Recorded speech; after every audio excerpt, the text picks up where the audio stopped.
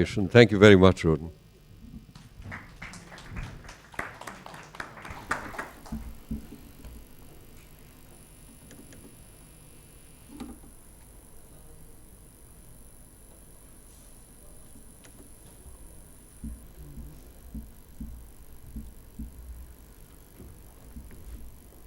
Oh, yeah, okay.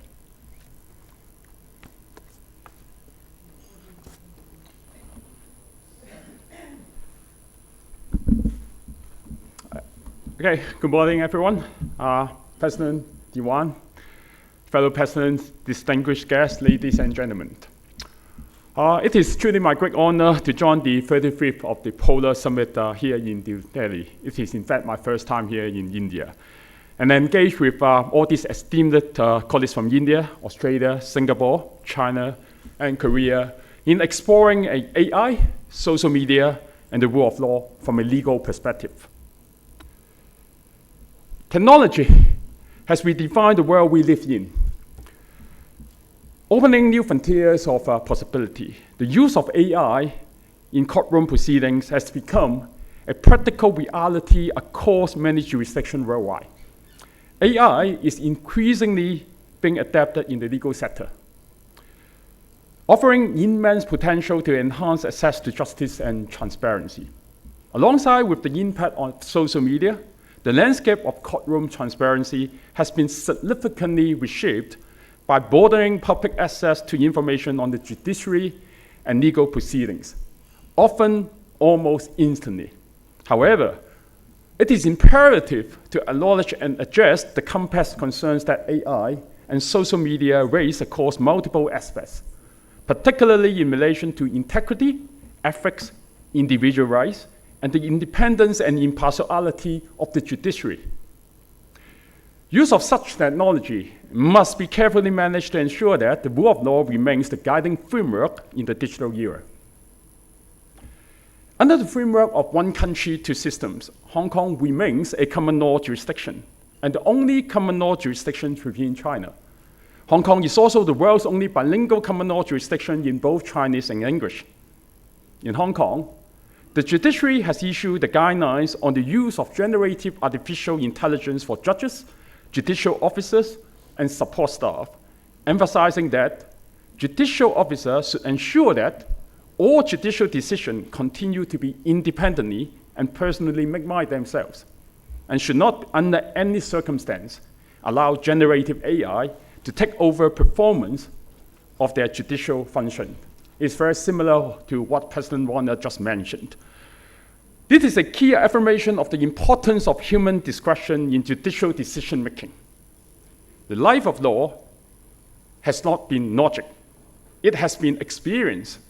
In fact, there are cases around the world where judges and lawyers relied on AI or generative AI tools without adequate human oversight, leading to some unfortunate to serious professional consequence.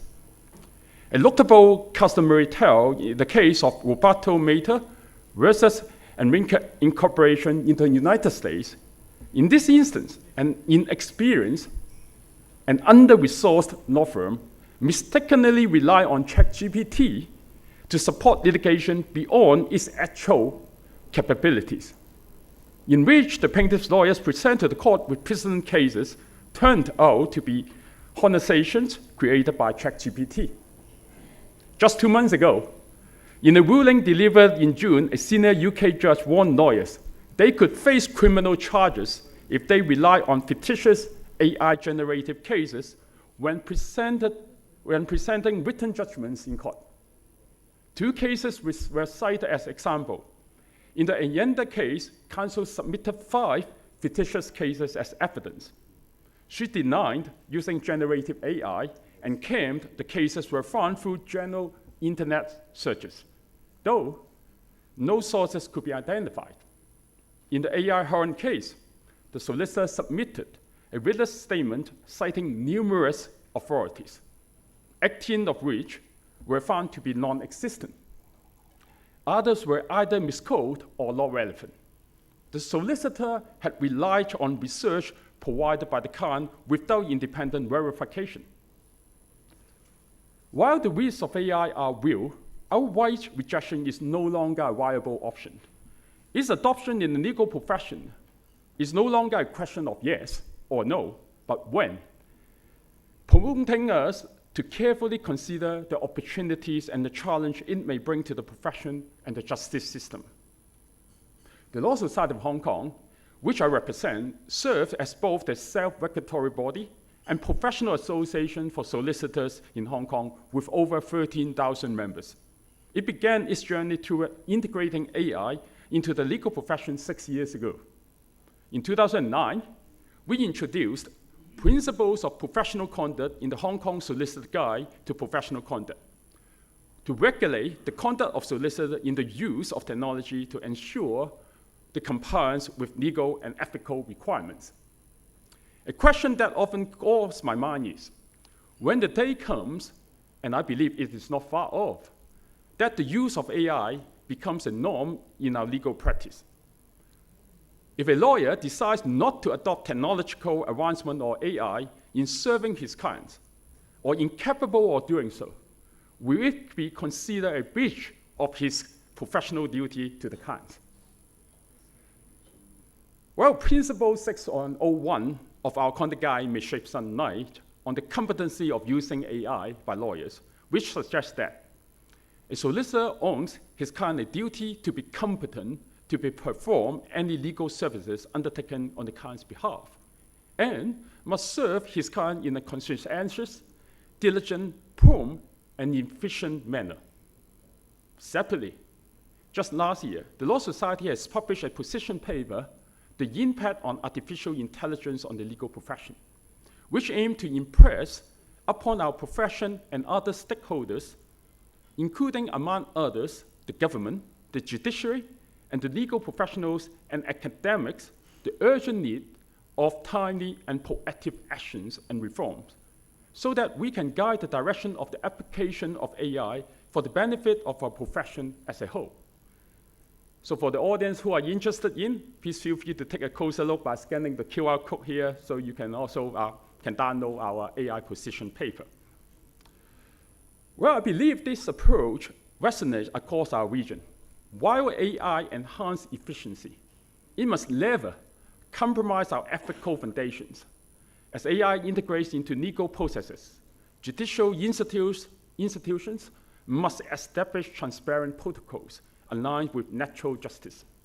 With this in mind, we will continue exploring AI adoption in collaboration with a diverse ecosystem of stakeholders to support the advancement of the legal profession and ensure we remain future ready.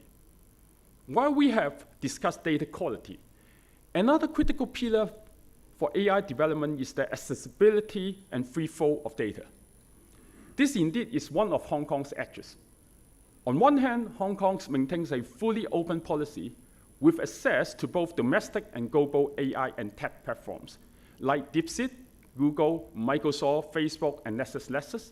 The open access ensures the legal professionals can tap into comprehensive database and cutting-edge tools to support accurate legal research and cross-jurisdictional practice. On the other hand, serving as both a super connector and super value adder, bridging the mainland and the rest of the world, Hong Kong is a crucial gateway to the Greater Bay Area in Guangdong, China. It is especially significant given the current limitation on data exports in the mainland. In 2023, the Hong Kong Innovation, Technology and Industry Bureau and Cyberspace Administration of China signed an MOU to jointly promote cross-boundary data free flow in the Greater Bay Area. Let me briefly highlight some key facts about the Greater Bay Area. The region comprises 2 special administrative regions, Hong Kong and Macau, and 9 mainland cities in Guangdong, covering an area of around 56,000 kilometers with a population of over 87 million. In 2024, the region's GDP exceeds US dollar 2.07 trillion, very close to Germany. What makes the Greater Bay Area truly exceptional is the legal framework one country, two systems, 3 jurisdictions, which encompasses the civil law system in the mainland China, the common law system in Hong Kong, and a legal system in Macau, broadly based in Portuguese law. the remarkable growth of the Greater Bay Area has unlocked wide opportunity for professionals, particularly legal practitioners.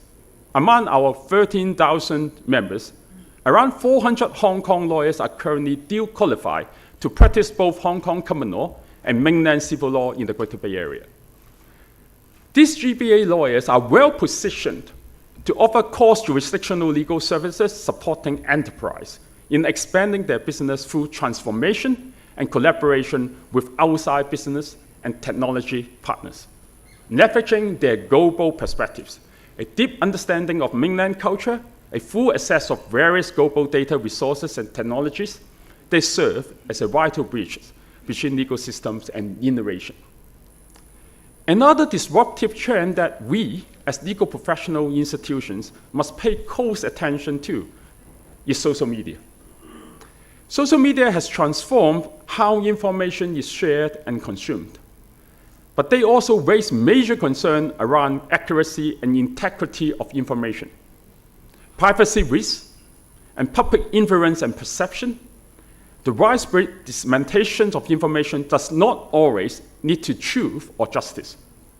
In 2022, the Hong Kong judiciary published the Guide to Judicial Conduct, an update to the 2004 edition. The updates took into account of the impact of the advancement in information technology, particularly the use of social media in daily life. Under the Basic Law of Hong Kong Special Administrative Region, the Hong Kong judiciary is an independent judiciary that upholds the rule of law and administers justice without fear or favor, bias, or prejudice. The guide reminds judges to always uphold independence, impartiality, integrity, and propriety, especially on social media where content is instantly visible, publicly accessible, and often permanent. Judges must remain mindful of public perception and act in ways that perceive confidence in the justice system. That said, what's more concerning is that very often, content posted on social media may not necessarily reflect a thorough examination of the whole truth. The impact of the public must not be underestimated. Fermented, biased, or even untrue narratives on social media often lead to confusion. In certain high-profile cases, debates, or social media platforms may give rise to some sort of media trials, which risk undermining judicial impartiality and eroding public trust in the justice system.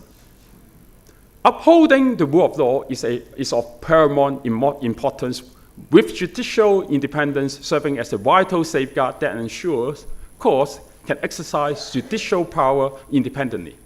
Let me give you an example. Many of you may have come across media coverage and social media commentary surrounding recent legal proceedings in Hong Kong, which have attracted international attention and sparked debate over cases that remain ongoing. While we respect the right to access to information, as it serves as an integral part of freedom of expression and is an important tool for promoting the rule of law, other rights, and building trust. In Hong Kong, Article 27, Chapter 3 of the Basic Law enshrines the fundamental right to freedom of opinion and expression. It guarantees that all residents shall have freedom of speech, of the press and of publication, freedom of association, of assembly, of possession, and of demonstration, and the right and freedom to form and join trade unions and to strike. It aligns with Article 19 of the United Nations Universal Declaration of Human Rights, reflecting Hong Kong's commitment to upholding international human rights standards. Yet, in the digital age, there's a big question mark here. How to ensure that online information is accurate, impartial, and complete, with examination of the cases as thorough as the courts do. Article 19 of the International Covenant on Civil and Political Rights recognize that freedom of expression is not without limits. These rights come with special duties and responsibilities and may be subject to restrictions, but only when prescribed by law and necessary to protect the rights or reputations of others or to safeguard national security, public order, public health, or morals. In the digital age, the right to access information is not only about speed or format. More importantly, it is about ensuring fairness, impartiality, and justice to all, principles that lie at the heart of trustworthy and equitable information ecosystem. The legal framework reflects a core principle of constitutional jurisprudence that fundamental freedoms must be exercised in balance with the rights of others and the collective interests of society. Freedom of expression, while indispensable, must be exercised with responsibility and in accordance with the rule of law.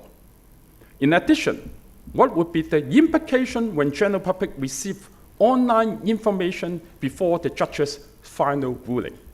In Hong Kong, judicial independence is constitutionally entrenched in the Basic Law. For instance, Article 2 guarantees independent judicial power, including that of final adjudication, in accordance with the provisions of the Basic Law. Article 19 provides that Hong Kong shall be vested in independent judicial power, and Article 85 provides that the courts shall exercise judicial power independently, free from anti-interference. The law holds judges and us, legal professionals, to a much higher standards when engaging with such content. Yet, the broader societal influence of misinformation remains significant, frequently leading to public confusion and distorted understanding. This is a quick question for all of us to explore and discuss. Under this disruption of rapid technological change, legal professional bodies must lead with clarity, integrity, and foresight. AI and social media are irresponsible force, but how we can better leverage the technologies to ensure justice can be served properly. The future of law is human guide. Cases of fabricated precedents remind us technology is only as reliable as the professional who violate. Our ethical judgment must always lead the way. By establishing the robust ethical frameworks and investing in continuous training, we empower our members to navigate innovation responsibly, safeguarding both our professional standards and the rule of law. Public education is equally crucial in this effort. In this digital era, our role as ethical guidance has never been more vital. Just as New Delhi Bridge tradition and progress, let us build a legal future that honors our shared values and embrace technology with wisdom, professional ethics, and responsibility. Thank you very much.